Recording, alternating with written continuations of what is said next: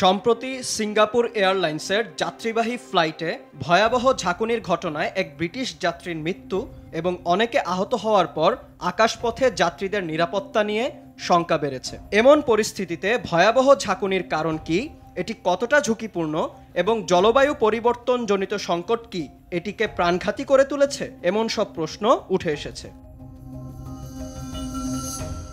একটি উড়ন্ত বিমান যখন আকাশে মেঘের বুক চিরে যায়, সাধারণত তখনই সবচেয়ে বেশি ঝাঁকুনি বা টার্বুলেন্সের ঘটনা ঘটে। উচ্চ আকাশে বিভিন্ন তাপমাত্রা, চাপ বা বেগের সঙ্গে বাতাসের সংঘর্ষে এমন ভয়াবহতা বা অস্থিরতার সৃষ্টি হয়। বিভিন্ন ভৌগোলিক পরিস্থিতি যেমন বজ্রপাত, পর্বতশ্রেণী এবং মেঘের উপস্থিতি আগেভাগে টার্বুলেন্সের বিষয়ে সংকেত দিতে পারে।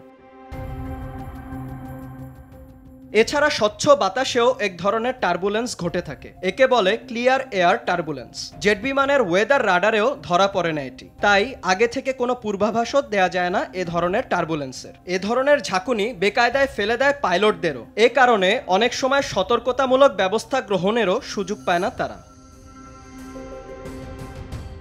টার্বুলেন্সের কারণে গুরুতর আহত বা প্রাণহানির ঘটনা তুলনামূলকভাবে বেশ বিরল। তবে বড় উড়োজাহাজে এমন পরিস্থিতিতে কেবিনে যেসব যাত্রীর সিট বেল্ট বাঁধা না থাকে তাদের মাথা বা শরীরে বড় ধরনের আঘাত লাগতে পারে। সেই সঙ্গে উড়োজাহাজের ভেতরে বিচ্ছিন্ন বা ভেঙে যাওয়া অংশ উড়ে এসে যাত্রীকে সজোরে আঘাত করতে পারে। তবে এক্ষেত্রে বিশেষ ঝুঁকিতে থাকে বিমানের ক্রুরা। এ ধরনের ঘটনায় হতাহতের সংখ্যাও সবচেয়ে বেশি তাদের।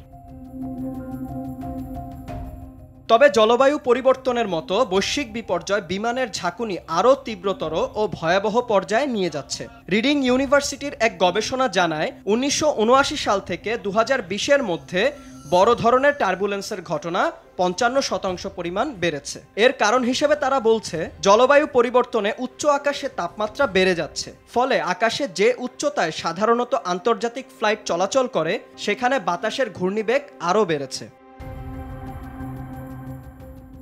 সাধারণ ঝাঁকুনি এতটা বিপজ্জনক না হলেও তীব্র টার্বুলেন্সের পরিণতি খুবই মারাত্মক হতে পারে। ঠিকমতো সিট বেল্ট ব্যবহার না করলে গুরুতর আঘাতেরও সম্ভাবনা রয়েছে এ ধরনের পরিস্থিতিতে। তবে সমস্যা সমাধানে সতর্কতার পাশাপাশি টার্বুলেন্স শনাক্তে উন্নত পূর্বাভাস ব্যবস্থা ব্যবহারে পরামর্শ দিয়েছে বিশেষজ্ঞরা।